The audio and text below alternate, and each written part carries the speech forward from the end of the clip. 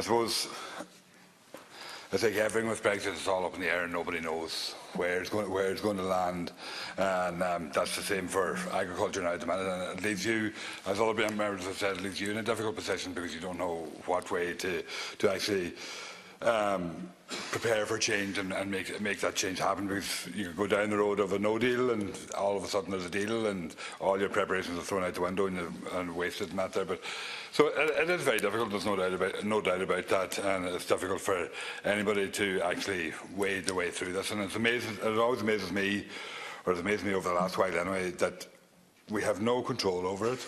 We have no say really in what happens, but yet we do some amount of talking about it. And it's amazing, like, and how much talking this has generated, this Brexit has generated in this House and right across the country, and stuff that we could actually deal with and do stuff about. Maybe we're not talking about and not focusing on enough, and maybe that's a discussion for another day. But I suppose what we do know is that beef exports to the UK make up, I think, somewhere around 51% of production, and dairy is somewhere around 21% of current production.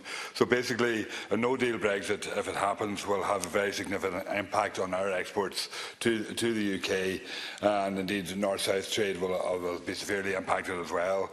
And so that's going to have a huge impact right across the board, right down to the individual farmers in the country, and how that's actually going to be offset. It's going to be very difficult to see.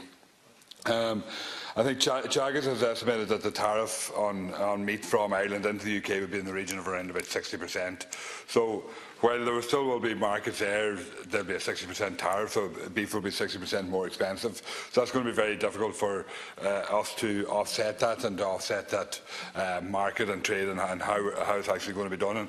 And I suppose if you look at building up markets outside of Ireland, and if you look at the length of time it took to get the Chinese market opened, I think from November 2014 up to November 2018, so 4 years of negotiations it took to get that market opened up for Ireland, and so that's going to